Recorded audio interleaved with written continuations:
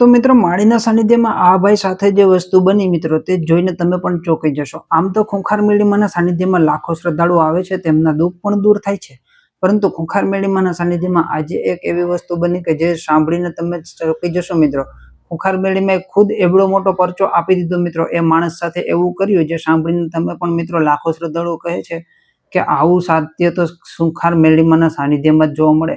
તો મિત્રો ખૂંખાર મેળીમાં જે વસ્તુ કરેલી છે તે ચાલો હું તમને સંભળાવું. તો મિત્રો ખૂંખાર મેળીમાના સાનિધ્ય જે બારેજાધામ અમદાવાદ જિલ્લાના દસક્રોઈ તાલુકામાં આવેલું છે, ટીપી રોડની બાજુમાં જે ખૂંખાર મેળીમાની ગાદી થાય છે મિત્રો, તે માત્ર ને માત્ર રવિવારે જ થાય છે.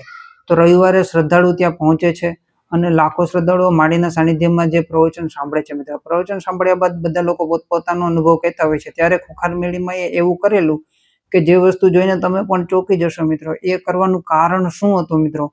એ કારણ એક જ હતું માત્ર મિત્રો. એ વસ્તુ સાંભળીને તમે પણ ચોંકી જશો. કારણ કે મિત્રો ખૂંખાર મેળીમાં એ માત્ર એ વ્યક્તિ વિશે કહી દીધું કે આ વસ્તુ, તો એ વ્યક્તિએ હા પણ પાડી મિત્રો.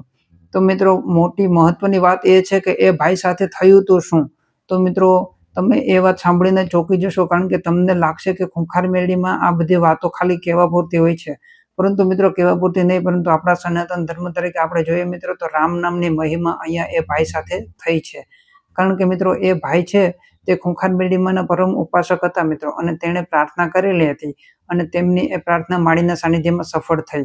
તો મિત્રો અહીંયા મોટી વાત એ છે કે જો તમે પણ તમારું કામ કરાવવા માંગતા હોય ખૂંખાર મેળીમાના સાનિધ્યમાં, તમારું કામ ન થતું હોય, તો મિત્રો માત્ર ને માત્ર આ રસ્તો અપનાવવાથી તમારું કામ 100% થઈ જશે એવું ખૂંખાર મેળીમાના સાનિધ્યમાં લાખો શ્રદ્ધાળુઓ માને છે. કારણ કે મિત્રો આ ભાઈનું કામ થયું છે, તો એ કામ પાછળ શું કારણ જવાબદાર હતું મિત્રો એ તમે પણ સાંભળી લેશો તો તમે પણ ચોંકી જશો. કારણ કે લાખો શ્રદ્ધાળુઓ ખૂંખાર મેળીમાના સાનિધ્યમાં આવતા હોય અને એમાંથી અમુક લોકોના કામ ન થતા હોય તો એ લોકો નિરાશ થતા હોય છે. તો નિરાશ થવાની જરૂર નથી, તમે પણ આ એક રસ્તો અપનાવો. તો મિત્રો અહીંયા એક ભાઈ છે તે એવું કહે છે કે માળી હું તમારા સાનિધ્યમાં આવ્યો હતો ત્યારે તમે સપનામાં આવીને મને કીધું હતું કે મારા દીકરાનું નામ શું રાખવું. ત્યારે મિત્રો તે ભાઈ એવું કહે છે કે એને પહેલા જ ખૂંખાર મેળીમાં એ સપને આવીને એવું કીધેલું હતું કે રામ નામ રાખવાનું છે. અને પછી તે ભાઈના ઘરે દીકરો આવ્યો અને તે ખૂંખાર મેળીમાના સાનિધ્યમાં આવે છે.